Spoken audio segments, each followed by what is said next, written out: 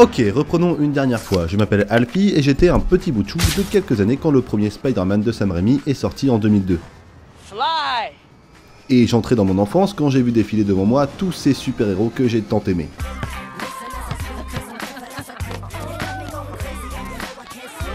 J'étais un gosse. Pardonnez mes goûts. Pourtant, j'ai toujours apprécié et même adoré cette scène du premier film de l'homme araignée. La raison est assez simple en fait. Dans le film, Peter Parker se fait mordre alors qu'il prenait en photo Mary Jane. Et il découvre, dans une suite de séquences très rythmées, qu'il a des super pouvoirs. Pour moi, Peter Parker représentait ici à la perfection ce à quoi j'aurais ressemblé, moi, si je me retrouvais avec des pouvoirs. J'aurais eu l'air assez idiot à essayer de comprendre ce qu'il m'arrive, j'aurais sûrement cassé la gueule de la brute épaisse qui m'embêtait à l'époque, avant de réellement kiffer ma vie. C'est même ce qui rend le personnage de Spider-Man si génial pour beaucoup de monde. C'est un adolescent banal qui doit gérer des pouvoirs qui le dépassent. Et je pense que c'est pour cette raison que l'on a vu autant d'adaptations du personnage sur le grand écran pour le grand public. Sauf que moi, je n'ai jamais vraiment lu tous les comic books, mais j'ai plutôt vu toutes les adaptations. Toutes.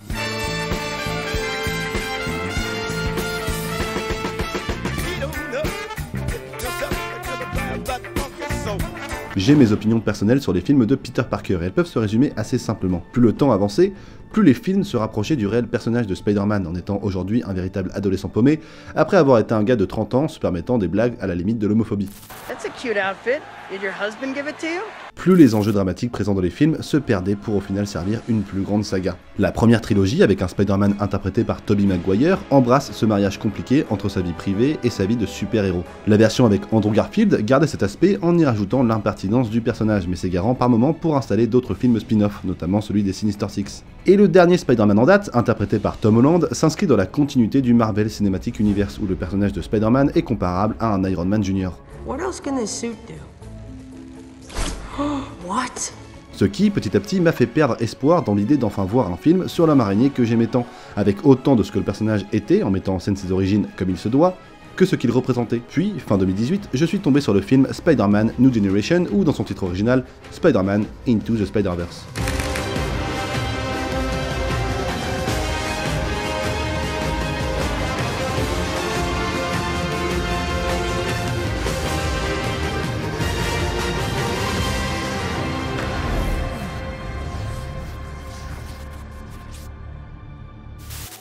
Je ne suis pas le premier à vanter les mérites du film, donc vous avez dû entendre pas mal de critiques ciné en parler, et sûrement mieux que moi. Mais aujourd'hui, j'aimerais comprendre quelque chose, parce que Spider-Man est un des super-héros les plus adaptés sur le grand écran, et à sa sortie, 6 films parlaient déjà de lui. Le dernier, sorti à peine un an plus tôt, ayant même fait le choix osé de supprimer la partie des origines très connues, trop connues peut-être, avec son oncle, les grands pouvoirs et les grandes responsabilités, en partant du principe que le public connaissait déjà le héros. Into the Spider-Verse, qui est très différent de ses prédécesseurs par bien des aspects,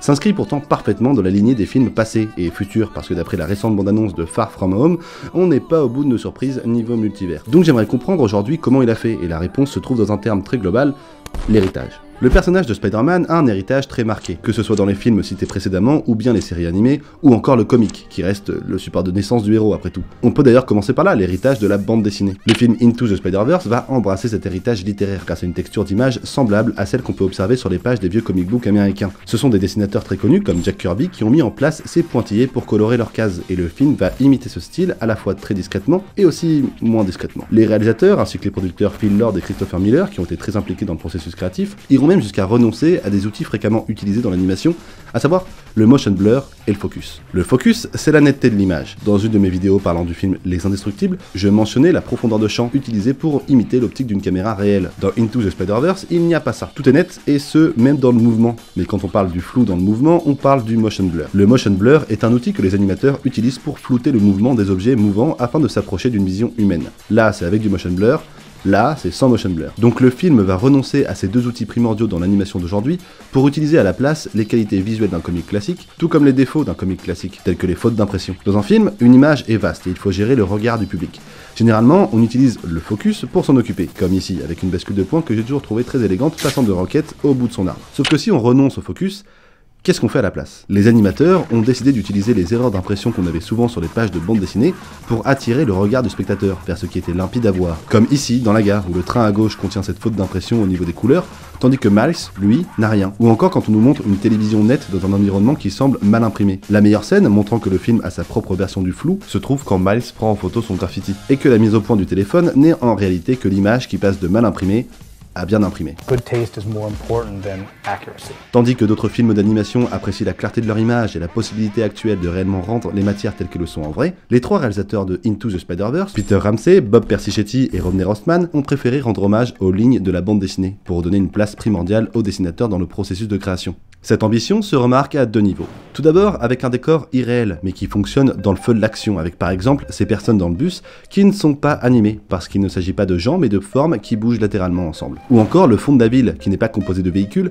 mais simplement de carrés lumineux. Pour finir, on peut citer la ville de New York, véritable personnage dans le film, et dans toutes les aventures de Spider-Man, qui est totalement irréelle et dont les perspectives ne fonctionnent qu'à la caméra, pas si on voit le décor d'un peu plus loin. Tous ces choix sont symptomatiques d'un dessin humanisé. Ensuite, la présence des dessinateurs se voit dans les traits expressifs qui composent les émotions des personnages que l'on voit à l'écran. Dans le cadre de l'animation, Judge Beveridge a expliqué que ce choix d'inclure les lignes de travail dans les images permettait à ce que le public ne puisse pas se rendre compte tout de suite de ce qui était en 3D et ce qui était en 2D. Dans le cadre des images prises une à une, ces lignes servent à rendre mieux visibles les émotions des personnages. Cette astuce est un héritage de la bande dessinée qui faisait la même chose pour donner de l'expression à l'image figée des cases. Le motion blur auquel ils ont renoncé prend tout son sens quand on voit le travail qu'ils ont abattu pour rendre chaque image du film expressive. La bande dessinée a d'ailleurs un autre impact majeur dans le film, à savoir servir de support scénaristique avec l'introduction d'un nouveau Spider-Man que le public non averti ne connaissait peut-être pas. Miles Morales, personnage créé en 2011 par Brian Michael Bendis et Sarah Pichelli. Le film part d'un postulat à peu près similaire à la BD. Peter Parker a été tué et c'est Miles qui doit reprendre le flambeau après un petit speech de la part de Parker. Le film prend ce postulat de départ avec un personnage banal, sans histoire, rebelle quand il le faut et facilement embarrassé par son père, qui va accidentellement être mordu par une araignée, lui donnant ses fameux pouvoirs et permettant à 2 Spider-Man d'exister ensemble dans le même monde. Certains détails venus du comic book ont été repris dans le film, comme le fait que Miles s'habille au départ avec un costume bas de gamme de l'homme araignée, ici vendu par Stan Lee, sans totalement suivre la narration de la bande dessinée, consacrée aux aventures de Miles. Le fait de faire cohabiter ces 2 super-héros identiques dans un même univers, tout en éclipsant rapidement Peter Parker de l'intrigue principale, parce que ce dernier meurt et sa mort permettra d'enchaîner sur le déroulement de toute l'intrigue, prend le spectateur par surprise en lui faisant comprendre que ses connaissances sur les films précédents pourront être utiles, mais ne seront pas primordiales. C'est d'ailleurs le 2e héritage dont Into the Spider-Verse profite, l'héritage culturel. L'idée majeure du film est de reprendre les Spider-Man des différentes dimensions apparues suite à un rebondissement scénaristique. L'idée est venue quand Phil Lord s'est rendu à une rétrospective de l'artiste moderne Jeff Koons, dont le travail a la particularité de reposer sur les œuvres d'autres personnes avant lui. Il revisite de nombreuses choses, et sûrement que vous connaissez plusieurs de ses travaux. Phil Lord, en voyant ça, a eu l'idée de réutiliser les différents Spider-Man, et plus globalement, d'utiliser le fait que Spider-Man existe d'ores et déjà. On trouve 2 façons d'introduire le personnage de Spider-Man comme concept culturel. La première s'agit de simples bandes dessinées qui font partie de l'univers du film, et sur lesquelles Miles tombe lorsqu'il découvre ses pouvoirs, et ça me fait beaucoup penser à la blague que David Robert Mitchell a faite en faisant jouer Andrew Garfield, ancien Spider-Man, dans son film Under the Silver Lake, où il n'arrive pas à se défaire d'une bande dessinée Spider-Man. Ce super-héros est partout, mais je m'égare. La seconde façon, un peu moins méta, est intégrée dans le film avec les différentes voix off des différents Spider-Man appartenant aux différentes dimensions. Ok, ça doit être très compliqué à suivre pour ceux qui n'auraient pas vu le film. Attendez une minute. Ok, récapitulons une dernière fois. Je m'appelle Alfie, je suis monteur vidéo et je fais ce qu'on appelle des essais vidéo sur mon temps libre, où je parle de trucs qui m'intéressent. Vous connaissez sûrement mon histoire avec une première vidéo qui m'a fait gagner quelques milliers d'abonnés, une autre qui m'en a fait gagner beaucoup plus encore avec des commentaires très sympathiques, une apparition dans une vidéo du vidéaste In The Panda et une mention dans un floodcast de Flaubert. Vous remarquerez que mon histoire est exactement la même que celle que vous connaissez déjà, et pourtant, la voix est différente. Qu'est-ce que ça crée ? Eh bien ça crée un décalage. Et surtout, une opportunité. Parce que les personnes qui viennent de me découvrir apprendront en quelques secondes mon parcours, sans que ce soit ennuyant pour les autres qui le connaissent déjà, étant donné que je suis une autre voix. Je reste nouveau pour tous, mais familier pour certains, sans être ennuyant. À partir de là, on peut faire comme le film, et pousser le concept un peu plus loin. Ok, récapitulons une dernière fois. Moi, c'est Alfie. Vous me connaissez parce que j'ai fait une chaîne YouTube avec des essais vidéo où j'analyse des trucs. Je suis une énorme fan de l'animation et j'ai pu faire des analyses sur des séries comme BoJack Horseman ou des films comme Les Indestructibles, Perfect Blue ou encore Qui veut la peau de Roger Rabbit. Et là, vous êtes perdus parce que non seulement je suis devenue une fille, mais en plus de ça, les analyses de Perfect Blue et Qui veut la peau de Roger Rabbit n'existent que dans ma dimension, pas la vôtre. Il vous est impossible de les voir, mais vous apprenez ici leur existence et ça, c'est une nouvelle information pour tout le monde. Et la considérer comme acquise par tout le monde permet une compréhension rapide et surtout une acceptation de ce que l'on voit. Le film fait exactement la même chose avec le personnage de Peter B. Parker, premier Spider-Man interdimensionnel que l'on rencontre venant de notre dimension, comme cette marque nous le dit, tandis que Miles vient d'une autre dimension, comme cette marque nous le dit, et qui nous raconte son histoire en nous expliquant ce qu'on sait déjà, tout en allant plus loin avec la mort de sa tante May et son divorce avec Mary Jane. On apprend que c'est un héros dépassé. Et le fait de ne pas poser cette information comme spéciale nous force à la considérer comme acquise. On n'a pas le choix, c'est comme ça, et puis c'est tout. Tout le public est mis à pied d'égalité. Donc en se forçant à répéter l'histoire du héros ou de l'héroïne et de la même manière, avec la même structure, le film Into the Spider-Verse utilise l'héritage culturel du héros à des fins humoristiques, avec des blagues privées cocasses,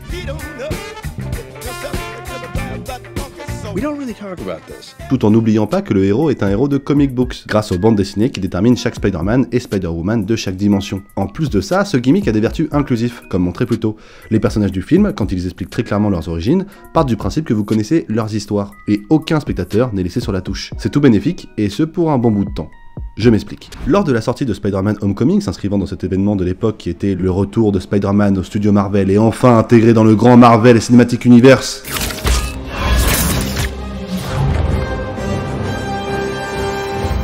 j'étais partagé, parce que le film Homecoming opte pour mettre en scène Spider-Man comme un mini Tony Stark, reposant plus sur la puissance de son armure que sur ses pouvoirs naturels, même si le film possède un troisième acte centré sur la légitimité à justement avoir son armure ou non. Le film nous prend en cours de route. La fameuse tante May est déjà célibataire, et ça se voit, et la mort de l'oncle Ben n'est que vaguement mentionnée. Alors il faut comprendre que le film est sorti après 5 autres longs métrages, dont 2 racontant à peu de choses près la même origine. Un gamin orphelin, élevé par son oncle et sa tante, son oncle meurt à cause de lui, il devient le héros qu'il est, on connaît l'histoire, et c'est quelque part normal de vouloir zapper ces moments cruciaux qu'on connaît pour éviter d'ennuyer les spectateurs. Mais je me demande, qu'en sera-t-il dans 10 ans et dans 20 ans, quand Spider-Man ne sera plus aussi populaire que maintenant, parce que ça peut arriver. Et c'est ce sur quoi j'avais des réserves. Un choix compréhensible sur le moment, mais qui risque d'être une cause de vieillissement du film, parce que mes enfants ne connaîtront peut-être pas Spider-Man comme je le connais, et ne comprendront pas le film comme je le comprends. Si vous voulez voir un exemple qui a profité d'une tendance et d'une blague actuelle pour la mettre dans son film, et qui est aujourd'hui majoritairement incomprise par le nouveau public, je vous conseille de montrer La Cité de la Peur à un adolescent de 14 ans aujourd'hui, et lui demander s'il comprend cette blague très précisément. Loulou? Attention. Loulou? Loulou? Mais bien sûr, je parle d'une blague, de cette blague, pas du film, hein, c'est vraiment une blague, le film dans sa globalité reste dingue. Barrez-vous, con de mime! J'adore ce film. Et je m'égare. Ce que je veux dire, c'est que le film Homecoming, durant lequel je n'ai pas boudé mon plaisir, hein, il reste de très bonne facture, il évite de porter l'héritage culturel du personnage, tandis que Into the Spider-Verse l'assume, et dans sa totalité. On en a même trop, on a le Spider-Man idéal, le Spider-Man raté, la Spider-Woman, le Spider-Ham, le Spider-Noir, la Penny Parker et Miles Morales, le futur Spider-Man. Le film s'autorise à pouvoir être regardé et apprécié autant par les puristes, voyant tous les Spider-Man qu'ils ont pu lire, que les nouveaux venus, qui trouveront peut-être dans ce film une passion pour les comics et le personnage dans son support d'origine. L'héritage culturel du héros est tellement ancré dans la fabrication du film que le premier rappel du premier Spider-Man est raconté au travers du super-héros qui porte son costume en toutes circonstances, même au restaurant. Et selon moi, la réplique Alright, let's do this one last time. Alright, people, let's do this one last time. Alright, people, let's start at the beginning one last time. dénote d'une envie de montrer toutes les versions que l'on a eues d'un héros, versions provenant du comics ou des précédents films, avec un clin d'œil à l'industrie cinématographique qui a de nombreuses fois voulu réadapter des héros en oubliant complètement les versions précédentes. Avec Into the Spider-Verse, on se souvient des versions précédentes et on embrasse ce passé pour mieux le délivrer par la suite, ce qui nous laisse un troisième héritage, l'héritage filmique. Et par là, j'entends la réalisation du film qui vient chercher des choses nouvelles et originales dans la façon de mettre en scène une action. L'un des exploits de ce film est d'à la fois être ancré dans la culture papier du héros, avec chaque image pouvant être une illustration, tout en n'oubliant jamais qu'il s'agit d'un film, et d'y intégrer de l'humour visuel intimement lié avec cette forme artistique. Personnellement, je vois dans Into the Spider-Verse des gags dignes d'un film de Buster Keaton, mais aussi des astuces comiques dans le montage qui sont très bien vues.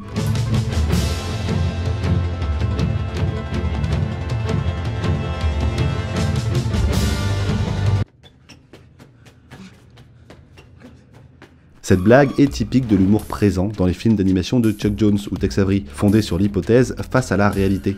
Hypothèse, réalité. Et là, hypothèse, réalité. Vous pouvez même regarder chacune des scènes et y trouver ce ressort d'une manière ou d'une autre. Certains passages d'animation trouvent leur humour dans la façon dont ils s'assemblent avec les matériaux d'origine à la BD, comme quand il se fait mordre.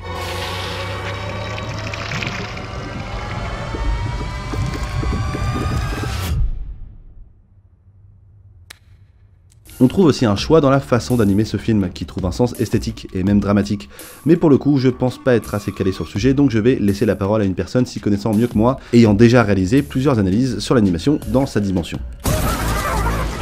Merci. L'animation de ce film a été faite sur le principe du on-to, qui consiste à animer à 12 images par seconde au lieu de 24 images par seconde, comme ça se fait habituellement dans les films. Genre, le petit Mickey là, c'est 12 images par seconde. Aujourd'hui, des films d'animation qui ont gardé des techniques classiques, comme la stop motion, continuent d'animer parfois en on-to, comme L'île aux chiens de Wes Anderson. Mais les films en 3D utilisent de plus en plus l'animation à 24 images par seconde. Tout ça, c'est intimement lié à des raisons budgétaires et techniques, bien évidemment. Donc, dans Into the Spider-Verse, la caméra est constamment animée à 24 images par seconde, et les animateurs ont décidé d'animer certains personnages à seulement 12 images par seconde. Ça va donner un effet à la caméra qui va bouger moins nerveusement, en plus de pouvoir donner une maladresse au personnage parce que ses mouvements ne seront pas fluides, comparé à une caméra à l'épaule par exemple. Aussi, les poses des personnages sont tenues plus longtemps, donnant cette fois-ci une certaine ampleur à leurs mouvements et permettant au public d'observer la pose plus longtemps, comme on observerait une case de bande dessinée. En gros, on peut faire plein de trucs différents avec cette technique, mais là où c'est intéressant, c'est que le film ne va pas tout animer sur du on-to. Le film anime aussi en on-one, comme là où Miles saute d'une grue et où on a besoin de fluidité pour comprendre qu'il maîtrise ses mouvements maintenant.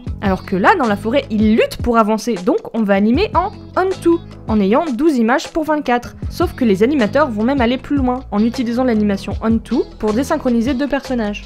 La caméra bouge à 24 images par seconde et Miles bouge en on-to, tandis que son mentor, Peter B. Parker, bien qu'également animé en on-to, est animé en décalé par rapport à Miles et en avance par rapport au méchant derrière. Nous avons d'un côté un personnage qui avance avec aisance et de l'autre un personnage qui galère énormément. Et toute la séquence, nous observons les deux animations se compléter et s'associer pour que Miles et Peter soient enfin synchrones dans leurs mouvements, mais aussi dans la façon dont ils sont animés. L'animation sert la mise en scène, ainsi que les enjeux scénaristiques des personnages. On a par exemple des animations très différentes visibles avec Spider-Ham et Spider-Noir. Spider-Ham, tout comme Penny Parker, va être animé de manière très exagérée avec des mouvements amples et déformés, tels que les télédessins animés de l'époque, et pour respecter deux des 12 grands principes de l'animation établis par les deux animateurs de légende, Frank Thomas et Ollie Johnston, à savoir l'exagération ainsi que le squash and stretch. Il y a des dizaines de vidéos sur le sujet qui en parlent mieux que moi, l'animation c'est top. Tandis que pour animer Spider-Noir, les animateurs ont plus accentué les ombres afin de lui donner plus d'ampleur. Spider-Woman, quant à elle, est la seule autant animée en on-one pendant tout le film parce que c'est la plus souple des héros et héroïnes du film. Pour observer le travail dans l'animation, il faut se pencher sur la scène dans le dortoir qui a demandé 2 mois de travail afin que les personnages bougent ensemble, mais distinctement, dû à leurs origines dimensionnelles différentes. Phil Lord, le scénariste du film et donc producteur, a déclaré « Nous utilisons ces outils modernes de 3D et de modélisation, mais nous voulons que chaque artiste se souvienne que chaque image du film est une illustration de quelque chose. Nous essayons de replacer le trait humain au centre du projet en plus de tous les incroyables aboutissements techniques du film. » Ce genre d'utilisation de la forme filmique accompagne de belles compositions, comme ce moment où Miles fait la taille de l'ancienne minuscule araignée qu'il a piquée, ou encore quand on l'observe au travers des barreaux de la voiture de son père policier servant à montrer qu'il est emprisonné. Également, on trouve des plans latéraux prenant le point de vue d'une tierce personne qui verrait la scène. Cette démarche est défendue par le producteur Chris Miller qui trouve que voir ce super-héros classique dans la peau d'un nouveau venu est très intéressant pour apporter une nouvelle perspective à la situation. C'est d'ailleurs Chris Miller et Phil Lord qui ont insisté pour avoir comme première scène d'action avec Miles un endroit éloigné des buildings new-yorkais que le public connaissait, embrassant ainsi l'envie d'offrir une nouvelle perspective sur le héros que nous connaissons. Et en parlant de scènes d'action, on remarque une mise en scène se permettant des plans acrobatiques donnant de l'ampleur au mouvement, ainsi qu'une vitesse réelle. Tout se passe vite et laisser les plans dans leur longueur nous permet de le comprendre. Le film ne tombe pas dans le piège de trop copier la bande dessinée, il n'est pas figé, il bouge et les réalisateurs utilisent tous les outils qu'un film peut offrir afin que cette œuvre puisse accompagner l'impact culturel du personnage. We just had a philosophy that was born out of comic books. We're going to adapt a comic book to the screen, then let's take some of the aspects of a comic book and let's turn that language into a cinematic language. Je me souviens avoir un jour entendu que lors de l'adaptation filmique du mythique roman graphique Watchmen, Alan Moore, le scénariste de la bande dessinée, a dit « La bande dessinée n'atteindra jamais son plein potentiel tant qu'on la verra comme un film qui ne bouge pas. » Et Zack Snyder, le réalisateur de l'adaptation, était fermement convaincu que son film ne devait en aucun cas remplacer la bande dessinée. Les deux étaient complémentaires. C'est exactement la même situation avec Into the Spider-Verse, et c'est là toute sa force. En aucun cas, il ne cherche à prendre le pas sur la bande dessinée, ou sur les autres films. Il rend même hommage aux créateurs des différents Spider-Man, en les notant sur les couvertures de chaque nouvelle introduction. Et pour les clins d'œil, on peut compter le Troy Barnes de la série Community, joué par Donald Glover, qui porte un costume de Spider-Man en guise de pyjama dans le premier épisode de la saison 2, et qui aurait inspiré les créateurs pour dessiner Miles Morales. En aucun cas, sa direction artistique cherche à être imposée sur toute l'animation dans le monde. Into the Spider-Verse est un élément dans le grand univers qu'est Spider-Man et il arrive à s'intégrer dans l'héritage qui a permis sa création. L'histoire du film a été imaginée par Phil Lord qui par le passé, et en compagnie de son ami Chris Miller, a déjà revisité des licences cultes pour y apporter une dose de modernité, comme Lego avec le film La Grande Aventure Lego et Lego Batman, ou encore la série 21 Jump Street avec les films 21 Jump Street et 22 Jump Street. Ce dernier film étant même rempli de piques envers Hollywood et l'ambition des studios d'avoir toujours le plus grand monopole possible et le plus longtemps possible. Quelque part, je comprends le renvoi de ces deux réalisateurs du film Solo, film spin-off de la grande saga Star Wars et tenu par Disney, géant à qui appartient 27% de l'industrie cinématographique. De par sa carrière, Phil Lord aime bousculer ce qu'on pense connaître des choses, et ça ne plaît pas à tout le monde, mais encore une fois, je m'égare un peu. Ce film est un message au niveau de l'industrie qui multiplie les sagas, les licences et les façons de rentabiliser n'importe quel objet artistique, pour qu'il n'y ait plus qu'une seule suite de films à suivre, pour un univers, avec les mêmes héros à chaque fois qui nous sortiront des films se ressemblant les uns après les autres. On peut aussi faire un parallèle entre la place de ce film dans l'industrie et la place de Miles. Aujourd'hui, il y a plein de super-héros. Et Miles Morales a du mal à s'intégrer dans un monde rempli de héros, comme ce film aurait du mal à s'intégrer parmi tous les autres films de super-héros qui se ressemblent. Il est particulier, comme Miles l'est avec ses pouvoirs inédits ne correspondant pas au Spider-Man majoritairement connu. Ce film n'a pas été produit comme n'importe quel autre film. Il a fallu 177 animateurs pour faire ce film, 2 fois plus que la moyenne. Il fallait 1 semaine pour créer 1 seconde du film, tandis que d'autres films de Sony prenaient 1 semaine pour créer 4 secondes. Après, à voir ce qu'ils en font. Should we wash our hands? Ce ne serait pas étonnant de voir d'autres studios essayer d'imiter la réussite de cette pépite sans comprendre le principal. Il ne s'agit pas d'une recette dont les réalisateurs auraient connaissance, c'est faux de penser ça. Lors de la création du personnage, Brian Michael Bendis a dit que c'était effrayant. Effrayant de créer un héros différent, avec des problèmes différents, et devant reprendre le flambeau d'un super-héros vieux de presque 50 ans. Et après avoir dit ça, il a déclaré « J'ai fait ce qu'on a fait quand quelque chose nous effraie créativement. Je me suis lancé malgré tout. » Le film possède la même démarche, et c'est, je pense, là que tient toute sa réussite. Il s'agit simplement d'un saut dans le vide, une plongée dans le personnage et dans ce qu'il représente pour les gens, une plongée dans les films et comic books qui ont fait que le grand public connaît ce héros et qui vont en pousser certains à se rendre en salle pour le voir, et une plongée dans cette direction artistique des réalisateurs et producteurs qui est unique et magnifique. Et croire en cette plongée audacieuse parce que le public ne se souvient jamais des choix simples, familiers et rassurants. Pas pour longtemps en tout cas. L'un des co-réalisateurs, Bob Persichetti, a dit « Nous avons eu la chance de travailler sur un sujet avec un aussi grand public. C'est pourquoi nous devions prendre plus de risques avec nos choix et rendre le film visuellement différent des autres blockbusters. Je pense que c'est pour ça qu'ils ont décidé de personnaliser les logos de production en début de film. Démarche qui coûte particulièrement cher, pour bien nous faire comprendre que c'était un film différent qu'on s'apprêtait à voir. La création même d'un héros bourré de défauts comme Spider-Man était nouveau pour le public des années 60, qui ne connaissait alors que des super-héros parfaits et idéaux. Peter Parker est à l'origine un gamin qui peut se retrouver sans toile dû à des problèmes d'argent par exemple. C'est un gamin qui se faisait harceler par les brutes de son lycée et qui se fait désormais harceler par les méchants de New York. We tried to bring comics a little more into the real world. You know, I shouldn't really say this, but the chances are that possibly even you and I aren't perfect. En parlant de Spider-Man et de Miles Morales, prénom faisant honneur aux autres personnages Marvel avec ses initiales identiques, Into the Spider-Verse parle des héros en chacun de nous. Je me suis revu moi, étant gamin et rêvant de me faire piquer par une araignée. Le film parle du masque que l'on peut tous porter, et c'est exactement ce que le héros voulait être à sa création. Quelqu'un de normal, bourré de défauts, mais croyant assez en lui pour faire quelque chose d'extraordinaire. I see this spark in you. It's amazing. It's why I push you, but it's yours. Whatever you choose to do with it, you'll be great. Alors ne soyez pas comme lui. Soyez comme vous. Ayez foi en ce que vous faites. Parce qu'après tout, c'est comme ça qu'on fait des belles choses. En y croyant. Et puis en sautant. That's all it is, Miles. A leap of faith. Like, what's up, danger? Like, what's up, danger? Can't stop me now. Travel 200 miles, I'm knocking at your door. And I don't really care if you ain't your rock. What's up, danger? Don't be a stranger. I'm right here at your door. I won't leave. I want more. What's up, danger? Yeah, what's up, danger? Cause I like high chances that I might lose. I like it all on the edge just like you. I like tall buildings, sparkly off of them. I go hard with it, no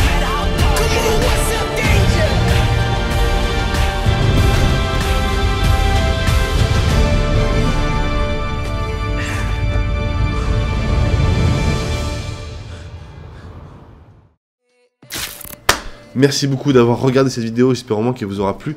Merci beaucoup à Dim et à Delphine pour avoir participé à cette vidéo et avoir un petit peu étoffé le propos sur les univers parallèles, etc. Et je tiens également à remercier mon tout premier sponsor parce que oui, j'ai eu la chance d'être sponsorisé, cette vidéo est sponsorisée, mais pas par le sponsor habituel qu'on voit partout sur internet. Moi c'est un autre sponsor en rapport avec le cinéma. En fait c'est mon sponsor, c'est Outbuster. Donc qu'est-ce que c'est Outbuster? Outbuster en fait c'est une plateforme de VOD, comme une plateforme de VOD classique, avec pour ligne édito d'uniquement proposer des films jamais sortis en France, ou ayant connu une sortie extrêmement restreinte en France. Donc on trouve uniquement des pépites danoises, norvégiennes, finlandaises, chinoises, américaines, françaises, africaines aussi, ils ont un super documentaire africain.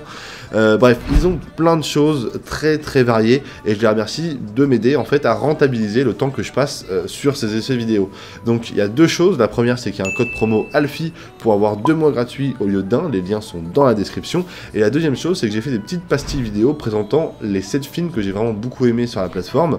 Et comme ça, ils ont plus d'une centaine de films. Donc, si vous savez pas par où commencer, vous pouvez totalement commencer par les 7 films que j'ai sélectionnés pour vous. Voilà, je les remercie énormément. Moi, ça m'aide vraiment beaucoup pour ce taf sur YouTube. Et puis, ça tourne autour du cinéma. Ça reste dans le sujet de tous les trucs que je traite. On n'est pas, voilà, c'est pas un sponsor, juste, voilà, c'est bon, voilà, cut, on fait un bip. N'hésitez pas donc à liker, à partager, à commenter pour le référencement, à faire toutes ces choses, vous savez parfaitement ce qu'il faut faire, je vous fais entièrement confiance. Je vous dis à très vite pour la prochaine vidéo qui arrivera bien assez rapidement, hein. Je fais de mon mieux, et portez-vous bien, restez vivants, tchou. Spider-Man, Spider-Man, friendly neighborhood Spider-Man, wealth and fame, he's ignored, action is his reward to him. Life is a great big hang-up, wherever there's a hang-up, you'll find a Spider-Man.